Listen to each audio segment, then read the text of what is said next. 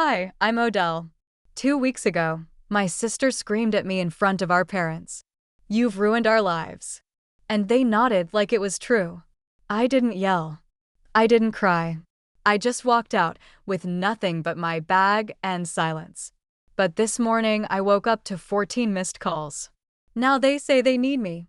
So, what changed? Before we dive in, what time are you listening to this, and where from? Drop a comment. Because maybe you've been erased too, until they realized they needed the one they discarded. It was already dark outside, but the air inside the house felt even heavier. My sister, Seraphine, sat perfectly perched on the edge of the family's oversized cream sectional, her ring light glowing like a halo around her. She was finishing a live stream, something about hitting 50,000 followers on social media. My parents sat nearby, nodding along like she'd just earned her PhD. I stood in the doorway between the kitchen and the living room, clutching a chipped mug of tea I'd reheated twice. My name hadn't been mentioned once in the past hour. That wasn't surprising. I had become an expert at blending into the background. Sometimes I wondered if the walls noticed me more than they did. Then it happened. The laptop screen flickered, and Seraphine's voice jumped half an octave. "Oh my God, not now." Her perfectly curated smile dropped. "Why does this always happen when you're around?" she snapped, her voice cutting across the room and slicing right through me. I blinked, stunned. "What? You stress me out just by breathing, Odell," she barked. "You throw off my vibe." I looked around, half expecting someone, anyone, to call that out for what it was. Ridiculous. But instead, my mother stood up, brushing invisible lint off her lap. "She's not wrong," Verena said calmly. "Every time something good happens, you find a way to ruin it. You've ruined her life. Honestly, you've ruined ours too." My father didn't say a word. He just rubbed the bridge of his nose like this was all too familiar, too exhausting. I felt the flush rise in my neck. I didn't yell. I didn't cry. I didn't even defend myself. Instead, I turned around. I walked down the hall to the guest bedroom they'd begrudgingly let me use while I figured things out. The door barely closed without sticking. The carpet smelled faintly of dust and air freshener that had long expired. I moved quietly, robotically, stuffing a few essentials into a backpack I hadn't touched since college. I didn't pack anything sentimental, no framed photos, no cards, no letters. I'd stopped writing those years ago when I realized no one read them. 15 minutes later, I was out the door. No one asked where I was going. No one asked if I'd be back. The street was quiet, the kind of silence that follows the kind of fight where words hit harder than fists. I walked down 2 blocks to the gas station with the humming fluorescent lights. I bought a granola bar and a bottle of water, mostly out of habit, not hunger. I asked the clerk if the bus was still running. "Last one's in 8 minutes, if he's on time." He wasn't, but I waited anyway, sitting on the cold metal bench with my hands shoved in my coat pockets and my backpack between my legs like a life raft. When the bus did show, I climbed on and didn't look back. The ride into downtown Charlotte felt longer than it was. I kept my head down, watching the city lights blur past like smudged paint. No one made eye contact. It was almost a comfort. When we reached the end of the line, I got off and walked a few blocks to a small beige motel with flickering neon signage, the kind of place you only go if you've run out of better options or better people. The man at the front desk didn't ask questions. He handed me a key with a number scratched off and rewritten in marker. "Cash or card," he mumbled, eyes never leaving his reality show playing behind him. I handed over my last $42. The room smelled like old cigarettes and cleaning fluid that didn't quite mask anything. I dropped my backpack near the foot of the bed and sat on the edge of the mattress. It creaked beneath me loud in the quiet. I didn't undress. I didn't cry. I just stared at the water stain in the ceiling above me. It looked like a broken heart or a burned-out star, depending on how you tilted your head. My phone sat face down on the nightstand. I hadn't heard a single buzz the entire time. "No, where are you?" "No, come home." Nothing. And then it vibrated. Just once. I reached for it, half hopeful, half numb. A notification popped up. Reminder. Unopened Mother's Day gift from Odell delivered 2 years ago. The box I'd mailed her, wrapped in tissue paper. A pair of silk handkerchiefs with her initials. I had them monogrammed. She never opened it. They never opened me. The next morning, I was up before the sun finished rising. I counted what I had left, $270 and some change. No job, no home. But something about that note made the math feel less like a countdown and more like a challenge. I walked toward downtown. My feet ached before I reached the corner gas station, but I kept going. A little cafe near the bus depot opened early and had a small chalkboard sign out front. Free Wi-Fi. Coffee refills all day. That was all I needed. Inside, it smelled like burnt toast and floor cleaner. I ordered the smallest coffee on the menu, $1.75, and took the seat closest to the outlet. I pulled out my phone and logged into a few freelance tutoring platforms I had bookmarked years ago but never used. One of them still had an old profile saved. I updated it. Specializing in SAT and ACT prep, writing support, study planning. Patient. Reliable. Under About Me, I wrote, I believe in showing up even when no one else does. By noon, I had applied to 16 listings, parents desperate for help with test scores, students overwhelmed by college pressure. People I could understand in ways my own family never tried to understand me. Halfway through the 5th application, I paused. The words stared back at me from the bio section. Reliable.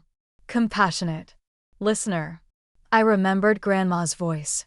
You were always the one who listened. She used to say that when I sat at her feet during Sunday dinners, while everyone else talked over one another. She saw something. Not flashy, not loud, but something real. I swallowed hard, thinking back to the funeral. We were standing in the reception hall, surrounded by polite people and bad coleslaw. A family friend I barely knew leaned in gently and said, Your grandmother's second letter was beautiful. I hope it brought you peace. Second letter? I blinked at her. I only got one. Her face fell, confused. Oh! I must have been mistaken. She said she wrote you another 8 months before she passed. I'm sure it got to you. But it never did. And when I asked my mother about it, 3 days after the funeral, still trying to give her the benefit of the doubt, she didn't even blink. Oh, it wasn't anything important. Just sweet old lady things. Just sweet old lady things. That letter, too, had been erased like I had been. A pattern so long and subtle, you don't notice it until you wake up one day and realize all your edges have been sanded down by people who said they loved you. I shook the memory off and refocused on my applications. A ding came and one parent responded, then another. By the end of the week, I had 3 clients, 2 high schoolers and 1 adult learner prepping for a GED. The library 2 blocks from the cafe allowed guests to borrow Chromebooks for online sessions. I booked 2-hour slots every afternoon and used them like my life depended on it, because it did. The pay wasn't much, but every dollar felt earned. And the students, they listened. They asked questions. They said thank you. One girl named Riley said during our second session, You're the only person who's explained this in a way that makes sense. It felt strange, being seen by strangers in ways I'd never been seen at home. That evening, I returned to the motel and recorded my income on the back of the same receipt from when I checked in. I wrote down the tutoring hours, the payments I'd received on PayPal, and how much I could afford to spend next. 2 more nights. I looked around that tiny room. It smelled faintly of bleach and damp curtains, but it was mine for now. And that was enough. For the first time in years, I felt the slightest thread of pride uncoil in my chest. They never noticed what I was building, I said aloud to no one. Because they never thought I could. It wasn't just bitterness. It was clarity. Cold and clean. I lay down, still wearing my jeans. Too wired to sleep. The motel buzzed with faint conversations through the walls and the whir of a vending machine outside. Just as I was about to put my phone on silent, A post popped up on my feed. Family is who shows up when it matters. Don't ever forget that. Seraphine. Her face gleamed next to our mother's, both holding glasses of something bubbly. I barely registered the fake smiles before my eyes locked onto something behind them. A photo on the wall. The family portrait. But I wasn't in it. I stared at the photo, my thumb instinctively zooming in. My eyes locked on the familiar hallway wall, same textured beige, same soft shadow from the hallway lamp. But the frame was different. Gone was the old family portrait we took when I was 16. Back when everyone still pretended I belonged. In its place, a glossy new photo. Seraphine in the center, of course. Mom on one side, beaming in her cream cardigan. Dad, stiff, but smiling as if coached. Even the dog, Sprout, the golden retriever they got after I moved out, sat proudly in front. It looked like a campaign ad for some Hallmark version of our family. Only I wasn't in it. Not a mention. Not a trace. Just a clean, cheerful slice of life, trimmed to remove the messy parts. I didn't cry. I thought maybe I would. But all I felt was a slow, rising heat in my chest. Not sadness. Not quite rage either. Something quieter. Heavier. Like watching someone throw away a letter before reading it and realizing it was yours. I sat on the edge of the motel bed, the phone still glowing in my hand. A few years back, I might have told myself they probably just needed a smaller frame. Or maybe they didn't realize I'd notice. But not this time. This wasn't an accident. It was official. I'd been erased. Not metaphorically. Not emotionally. Physically. I scrolled back to other photos on Seraphine's page. Throwback to the good old days. Family dinner last Sunday. Grateful for my tribe. There I was, always barely in frame or cropped out entirely. And now I was just gone. A wave of memory pulled me under. I was 9, standing on a stool so I wouldn't be too short for the group photo at church. Everyone laughed when Seraphine joked, "Odellin always looks like she photobombed us." That time, Mom did defend me kind of. She's just shy, that's all. But they moved me to the end of the lineup anyway. Out of frame was easier. I blinked away the memory and reached for my tote bag, needing to distract myself. I began organizing my tutoring inquiries, replying to students, filtering messages. It was busy work until I opened the spam folder. There it was. A subject line I nearly missed. Family podcast opportunity. Sent by Seraphine. I had been CC'd. My stomach clenched. I opened it. A short, professional note to a PR rep pitching an episode featuring modern family dynamics through the lens of resilience and social media influence. And then, at the bottom, my sister wrote, "She's just bitter and emotionally unstable. We don't talk for a reason. I don't want her involved. It's taken years to rebuild the family's image." My hand tightened around the phone. I could hear the ringing in my ears. I reread the line 3 times, each word louder than the last. Bitter. Unstable. Rebuild. I didn't cry. I didn't scream. Instead, I took a screenshot. Then another. The next morning, I printed the email from the library and taped it on the motel wall, right next to Grandma's letter. The words sat side by side, like a before and after. One believed I could build. The other believed I didn't matter enough to be seen. I grabbed a pen. On the motel notepad, I started mapping it all out: dates, comments, moments. The slow eraser. The dismissals. The behind-the-back insults that had finally come out in writing. It didn't feel petty anymore. It felt necessary. Later that week, a message popped up from a Dallas-based SAT prep group. They'd reviewed my profile and wanted to onboard me for virtual sessions. $75 per student. A number I hadn't seen in years. It meant I could stop living off dollar coffee and hope. I accepted the offer without celebration. No jumping, no smiling. Just a steady kind of satisfaction, the kind that stays quiet because it doesn't need to be seen. By Friday evening, I had enough to put down for a small room in a shared apartment a few miles out. Not a palace, but something with a door that locked and no blinking neon sign outside. I sat on the bed, tracing the edge of the printed email with my thumb. I wasn't angry anymore. I was awake. There's a difference. A knock on the motel door startled me, sharp, hesitant. I stood slowly and opened it. There she was. Milius, my former best friend. Her face looked thinner, tired. She clutched something in her hands, something wrapped in an old dish towel, like it had been hidden. "Odell," she said softly. "They told me you were in trouble." I didn't believe them until I saw this. I stepped aside to let her in, and she hesitated like she didn't belong, like crossing that threshold meant betraying someone. She held out a small envelope, the kind I used to buy in bulk from that stationery shop near the library. My name was written on it in my own handwriting. Soft, rounded letters I hadn't used in months. My chest tightened. "It's still sealed," she whispered. "Odell, I found it in your mom's desk, under a stack of expired coupons." I didn't reach for it right away. I just stared. "I wasn't snooping," she added quickly, setting it gently on the little table by the microwave. "I was dropping off something for Seraphine. Verena had me waiting in the kitchen, and it was sitting there. Like it meant nothing." I finally picked it up. The envelope hadn't been torn or wrinkled.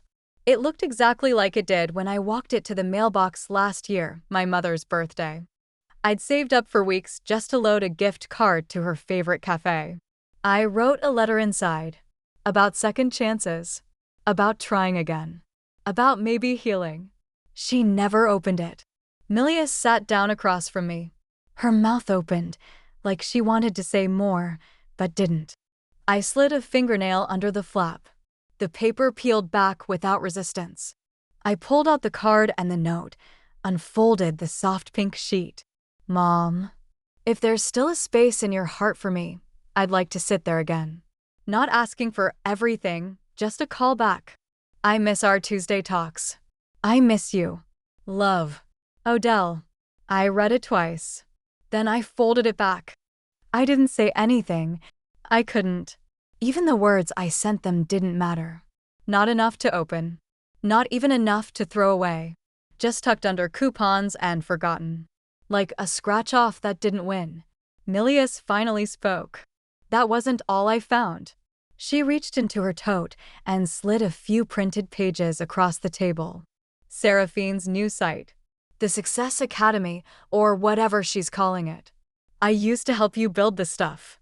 Remember? I'd know your voice anywhere." I scanned the first page. Then the next. My breath caught. She'd lifted it all, the intro text, the diagnostic rubric I'd spent months refining, even my diagrams. The same layout. Same color palette. Only now it was under Seraphine's name, her photos, her brand. "She said you gave it to her," Mila added quickly. I knew that was a lie. I laughed. One of those short, breathless sounds that die before they reach your throat. Even my sidebars, I muttered. Even the section headers. My voice shook, but I stayed still, like any movement might let the betrayal crack wider. Mila sat quietly while I took it in. A few hours later, she left, hugging me tightly, then slipping out the door with tears in her eyes. The room was quiet again. I sat on the floor, my back against the cheap wood-paneled wall. No music. No TV. Just the hum of the mini fridge and the occasional creak of the pipes.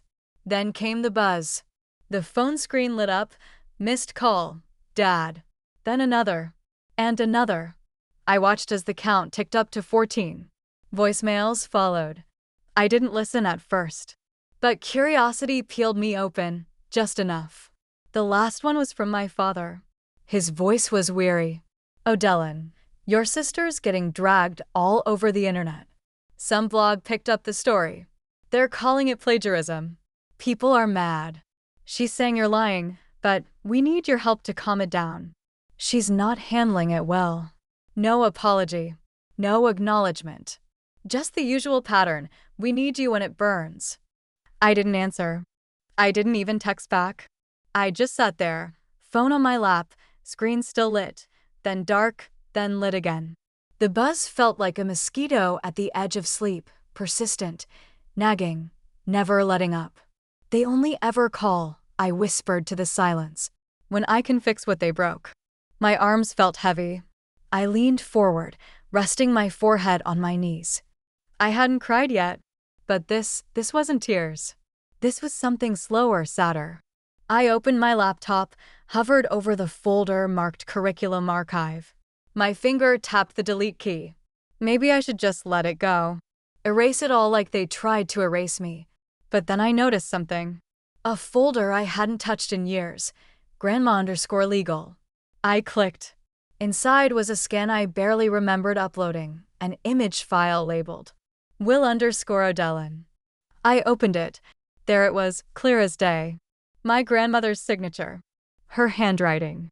A clause stating that I, Odell Shipley, was the sole recipient of her educational materials, all her curriculum, tutoring designs, and teaching frameworks.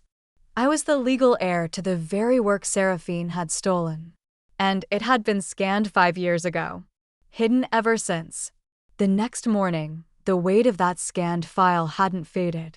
I stared at it while the sun crept through the dusty blinds of my small apartment, illuminating the edges of my computer screen like it was some kind of divine spotlight.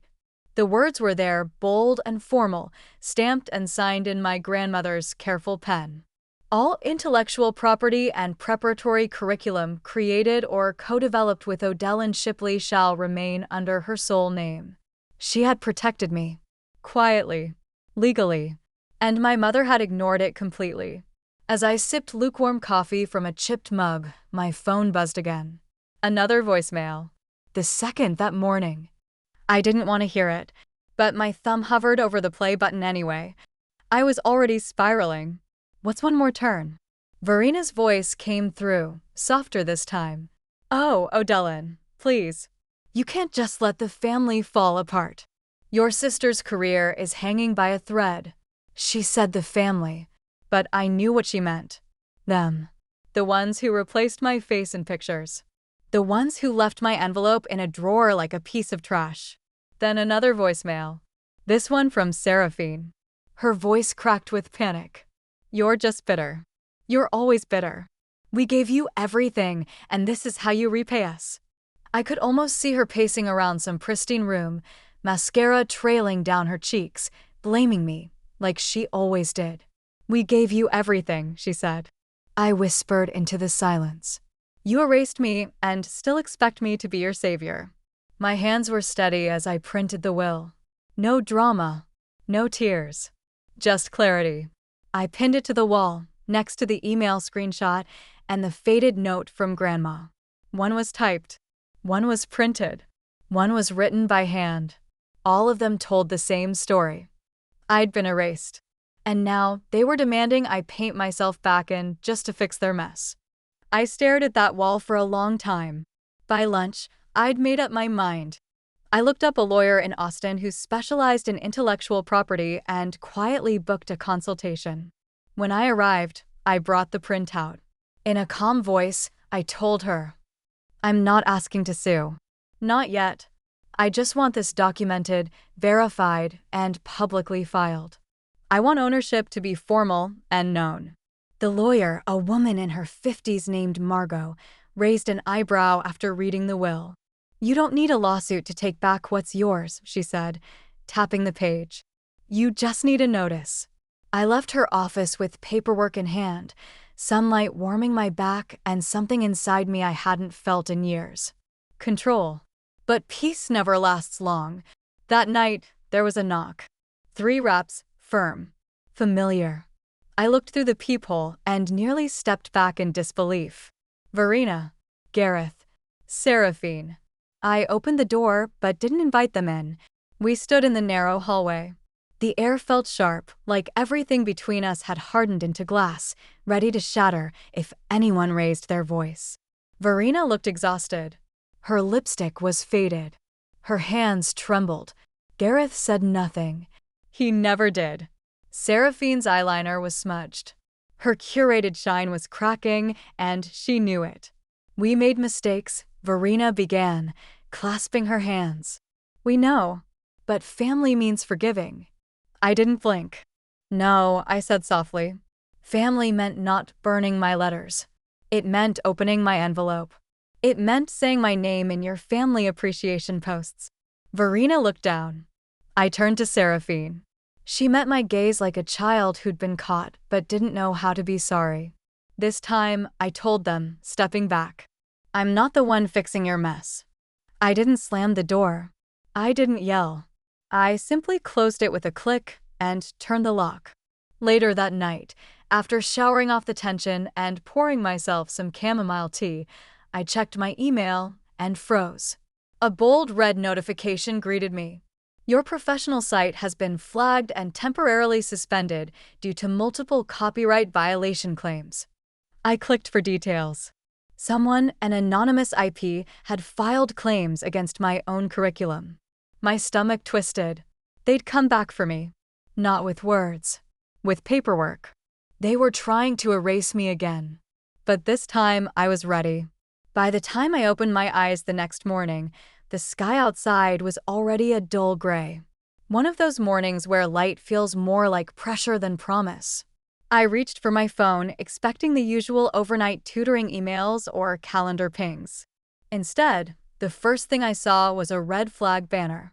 Your website has been temporarily suspended due to a reported copyright violation.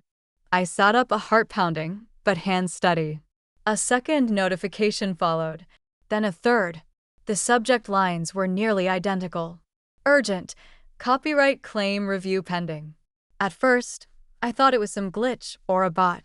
But when I clicked through and saw the claim details, my blood went cold. Proprietary content in use without consent. There was no sender name, just an anonymized IP tied to the complaint.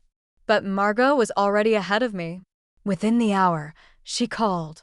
It traces back to Seraphine's branding agency, she said flatly. It's not a coincidence. I didn't scream. I didn't cry. I took a breath, opened a new folder, and began. I took screenshots of every page, every timestamped lesson, every outline and diagram I'd created. I retrieved the PDF of my grandmother's will, highlighted the exact clause that secured the intellectual property. I even included early drafts I'd saved on a cloud backup dated before Seraphine had even launched her academy. I wrote the counterclaim with the tone of someone who had nothing left to prove. I don't scream anymore, I type to myself while organizing the files. I document. That same afternoon, I sent an email, not just to the board hosting my platform, but to all my tutoring clients and professional contacts. No dramatics. No accusations. Just a clean, composed message. In light of recent confusion, please find attached original course materials, timestamps, development drafts, and my legal rights to the content, as secured through notarized family documents.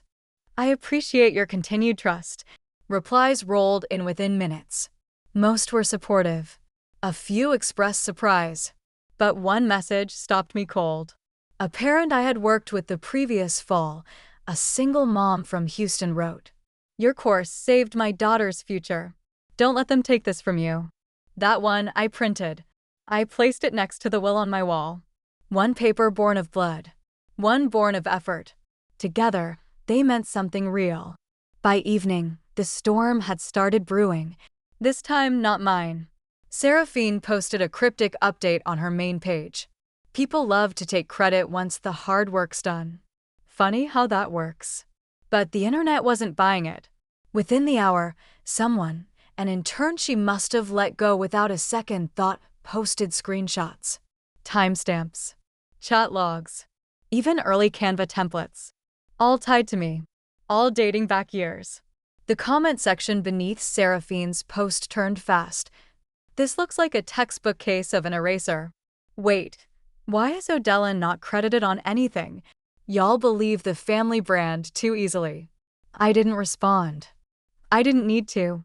Instead, I sat on my worn couch with a cup of peppermint tea, legs curled beneath me, laptop in my lap. For the first time in a long time, I didn't feel small. I felt still. I felt strong. Then, just past 10 p.m., Margot called again. "Oh, Dylan," she said cautiously. "I don't want you to panic." I paused. My heartbeat slowed to a steady rhythm. "Tell me." "Her team just filed an emergency injunction. They're trying to block your site permanently." And she hesitated. "Your name is now being dragged in a Reddit thread that's gaining serious traction." So this was their last swing. Not a conversation. Not an apology. An ambush. I set down my mug carefully and looked at the papers on the wall.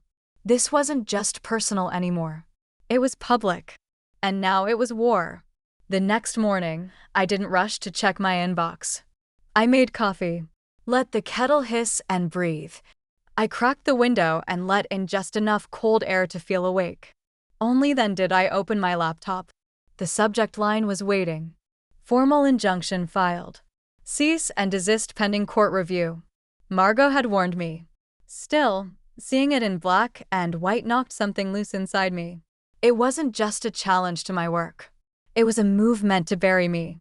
Below the message was a copy of the injunction, my name, my course, my students, all temporarily frozen.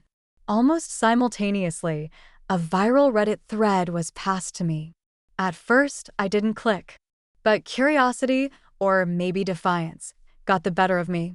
My sister stole everything from me and turned our family against me. The username was generic, but the phrasing, it was textbook Seraphine. The narrative had flipped.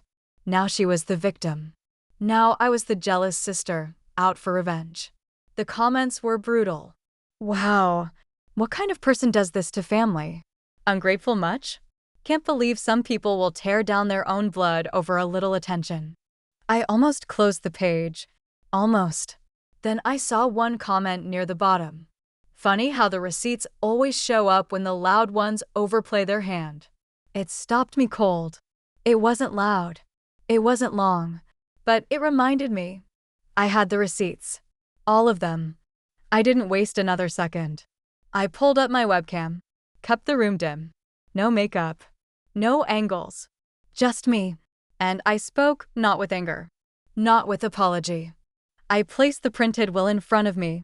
Read the paragraph aloud, the clause about ownership. I showed the signed page. Then I screen shared the original curriculum files. The drafts. The timestamps.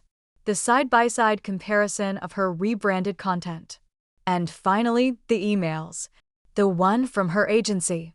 The one from her PR team. All with my name scrubbed out. When I finished, I looked directly into the lens. "They say silence is strength," I said quietly. "But sometimes truth needs a voice. This is mine." I didn't add music. No dramatic cut. I didn't ask for support or sympathy. I just clicked upload and let it go. Within 2 hours, my phone didn't stop buzzing.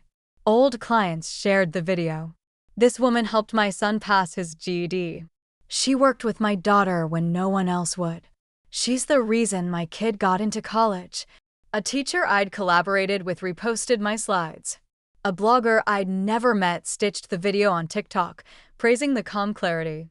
Even the Reddit moderators took action, labeling the original thread misrepresentation and locking the comments. Something was shifting. Slowly, but undeniably. Late that night, I got a voicemail from my mother. Her voice was low. Not performative, just tired. "We're sorry. Not for everything. Maybe not yet. But for now. For letting it happen. You didn't deserve that, Odell." She didn't ask me to call back. And I didn't. That part of me, the one that had wanted to hear those words since I was 9 years old, didn't jump. Didn't reach. It just listened. And let it settle. A few hours later, there was a knock on my door. No one I knew had said they were coming. I opened it slowly. A delivery man stood there holding a small box and a clipboard. "Certified," he said. "Signature required." I signed, closed the door, sat on the edge of my bed, and peeled back the seal. Inside was a single envelope. Legal-sized. Cream paper. From Seraphine's lawyer. I opened it and read. Proposed settlement agreement enclosed. Confidentiality required. full rights and name restoration in exchange for non-disparagement. They were offering a deal, a silent end, a trade. But they were wrong about one thing. Silence didn't protect them anymore. It just bought my answer. The check didn't tremble in my hands. It was heavy, yes. 6 figures worth of forgive and forget. But my fingers stayed steady as I unfolded the NDA behind it. Withdraw all claims. Delete the video. Never speak publicly again. It was the kind of offer that came dressed as resolution, but stank of control. I read it twice. Once as a woman who had spent too many years second-guessing herself.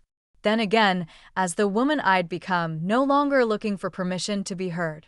And then I walked to my shredder, slid in the papers, and listened as the blades turned their silence into dust.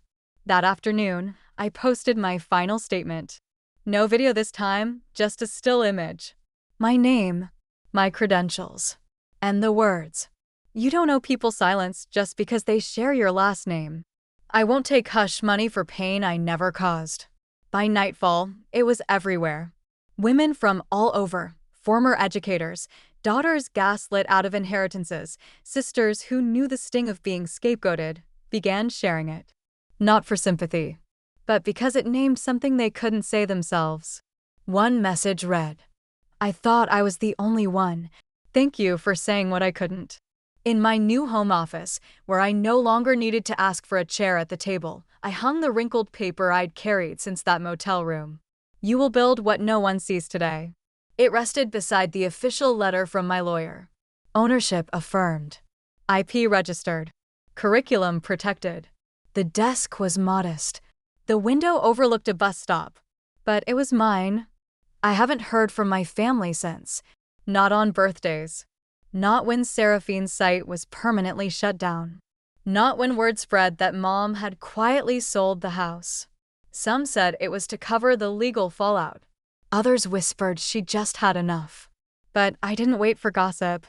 I didn't need apologies printed in ink or whispered through other people's mouths. They weren't monsters. Just people who made me wrong when it was easier than looking in the mirror. I didn't fight to punish them. I fought to free myself.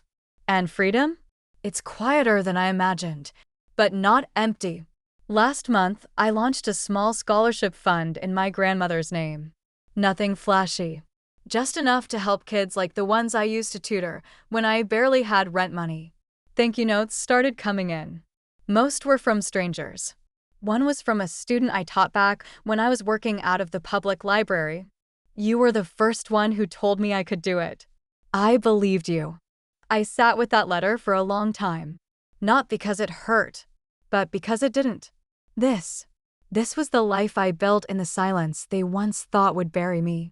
A few days ago, I printed a second copy of my grandmother's note. I folded it into an envelope. No return address. No message. Just those words. You will build what no one sees today. I mailed it to a girl I once tutored, who'd quietly told me her parents thought she was too much. Who'd been told to stop dreaming so loud. Because maybe one day, she'll find herself alone in a motel room. And maybe those words will do for her what they did for me.